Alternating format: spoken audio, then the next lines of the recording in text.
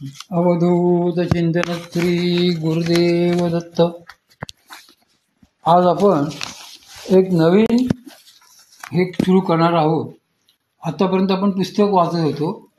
आजपासून आपण श्री वामनराज प्रकाशनमध्ये परमपूज्य श्री मामांचे लेख आलेले आहेत, त्या लेखांपासून सुरुवात करणार आहोत. तर पहिला लेख जो 1 नंबरचं जे वामनराजचं मासिक आहे त्यातला लेख श्री गुरुकृपेची थोरवी याबद्दल परमपूज्य श्री मामा लिहित आहेत. ओम नमो जी आद्या वेद प्रतिपाद्या जय जय स्वयंसेवा आत्मरूपा. कोणत्याही मंगल कार्याला प्रारंभ करण्यापूर्वी मंगलाचरण करण्याचा श्रेष्ठांचा संप्रदाय आहे.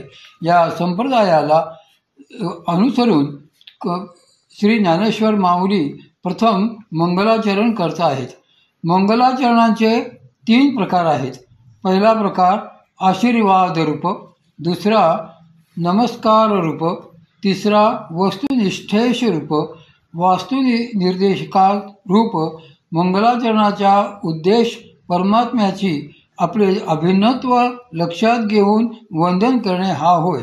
ह्या मंगलचरणात संपूर्ण वेदांचा विषयच प्रतिपादन केलेला असून ब्रह्मसूत्राच्या आरंभी व्यासांनी पहिल्या 4 सूत्रात जसा वेदांना संपूर्ण अर्थ आणला तसाच अर्थ माऊलींची या एकाच पहिल्या ओवीत आणलेला आहे. आत्मरूप हे स्वसंवेद्य आहे असे वेदांचे प्रतिपाद्य आहे. वेद हे ओंकाराचे विस्तार रूप असल्यामुळे व ओंकारातच सामावलेले असल्यामुळे मी त्यास वंदन करतो असे माऊली म्हणतात. आत्मरूप हे स्वसंवेद आहे, म्हणजेच ते कोणीही निर्माण केलेले नाही. संत म्हणतात, नाही घडविले नाही बनविले, नाही घडविले नाही बनविले, पुंडलिके आले भेटावया, पुंडलिके आले भेटावया, पुंडलिक आले भेटावया. श्रीमद भगवद्गीतेत भगवान तेच सांगतात. अजो नित्य शाश्वतोपम पुराणो. आत्मरूप असे स्वसंवेद्य असल्याचे त्यांचे वर्णन वेदांनी केलेले आहे. गीतेत भगवान या आत्मरूपासंबंधी म्हणतात की नैनं छिद्यन्ति शास्त्राणि नैनं दह्नन्ति पावकाः न चैनं क्लेशदन्यपो न शोषयति मारुताः अच्छेद्योयमाद्योयो बलेद्यो सद्येव च नित्यः सर्वगतश्वानुर्रचलो यः सनातनः. हा अनादि नित्यसिद्धू निरुपाक्षी विशुद्धू म्हणून शस्त्रादिको छेदू न घडे यया. हा प्रक्षोपोदके नाप्लवे अग्निदाहो न संभवे एच महाशोषू न प्रभवे. मारुताचा अर्जुना हा नित्यू उचळू हा शाश्वतू सर्वत्र दितू परिपूर्ण. म्हणजे आत्मरूप हे कसे आहे तर स्वतः स्वरूपे करून जन्ममरण आदी अंतरहित नित्य आहे. तसेच आत्मरूप हे अत्यंत निर्मळ आहे. ते कोणत्याही जड उपाधीने युक्त नाही. त्याचा शास्त्राधिकांनी शस्त्राने छेद अथवा नाश होत नाही. प्रलय काळाच्या महोदकात देखील हे बुडत नाही.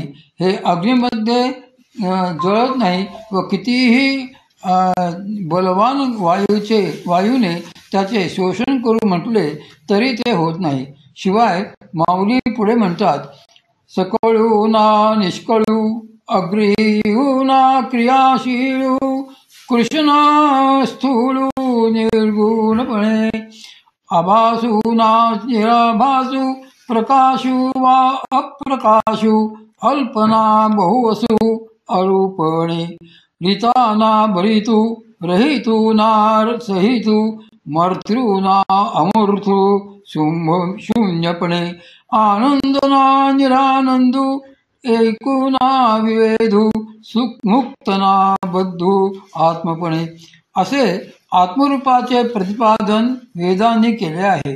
आणि वेद हे एका ओंकाराशिवाय ओंकाराचीच व्याप्ती असल्यामुळे त्या ओंकाराला नमस्कार केला की आद्याला म्हणजे मुळाला आत्मरूपालाही नमस्कार घडतो. हा नमस्कार जो घडतो तो केवळ शब्दरूपानेच घडत असल्यामुळे व त्याचा अनुभव येत नसल्यामुळे दुसऱ्याच ओवीत माऊली म्हणतात,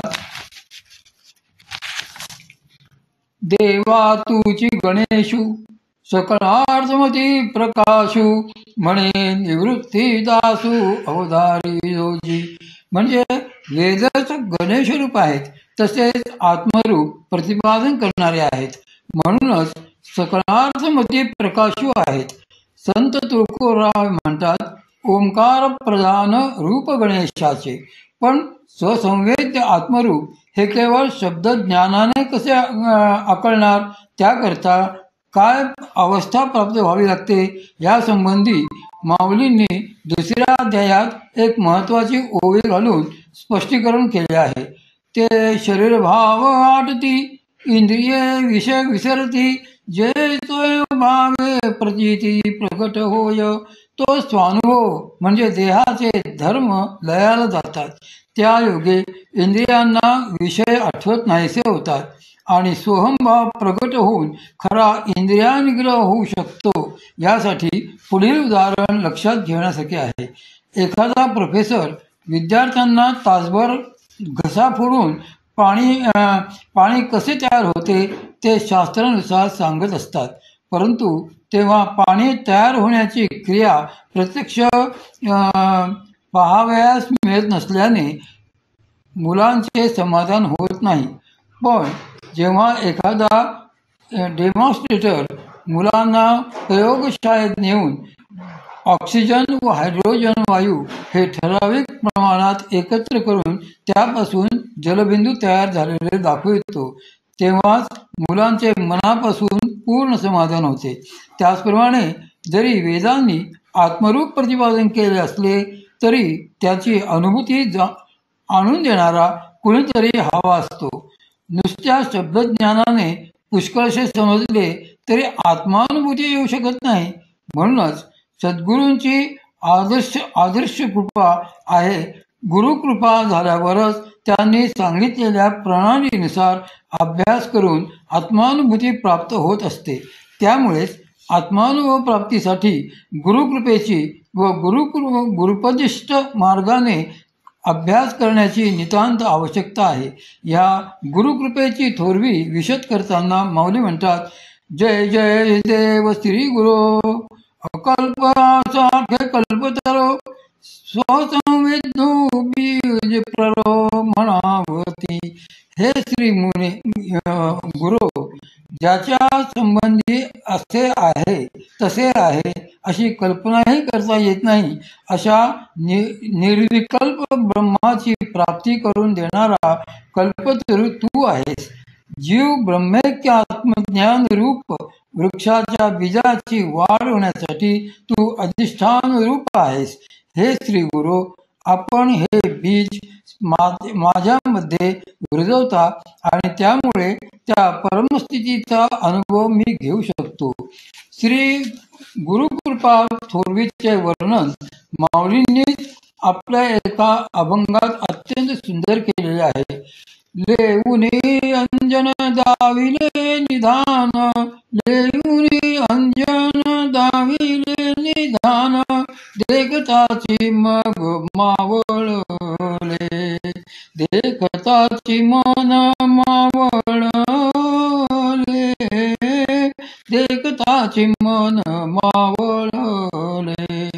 ऐसिया सुखाचे करुणिया आळे, बीज ते निर्मळ पेरू आता, बीज ते निर्मळ पेरू आता, बीज ते निर्मळ पेरू आता, ज्ञानाचा हा वाफा भरून या कमळी, सत्तरावी निराळी तिथ तिंबतसे, निवृत्ती प्रसादे पावलो या सुखा, उजळली या रेखा ज्ञानाची या.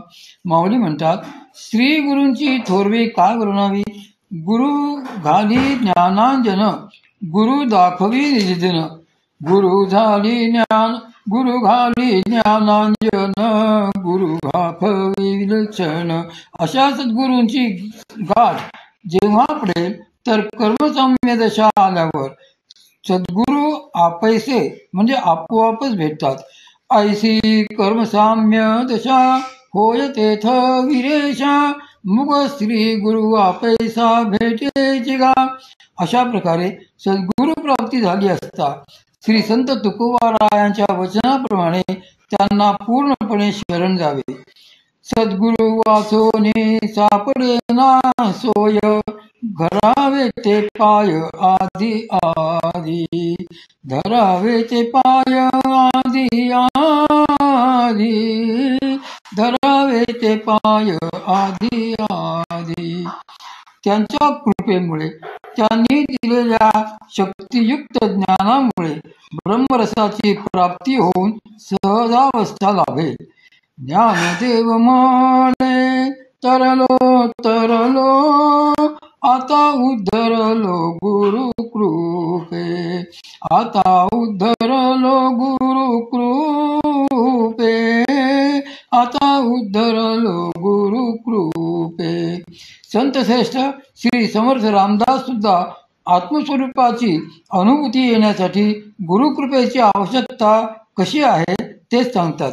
म्हणे दास सायास त्याचे करावे, जगी जाणता पाय त्याचे धरावे, गुरु अंजने विण ते कळेना, जुने ठेवणे मी पणे ते कळेना. सारांश काय तर श्री सद्गुरु कृपेची थोरवी अवर्णनीय आहे. म्हणूनच आत्मानुभूती प्राप्तीसाठी त्यांना शरण जाऊन त्यांची कृपा प्राप्त करून घेणे व त्यांनी सांगितलेल्या मार्गाने अभ्यास करणे हे आवश्यक आहे.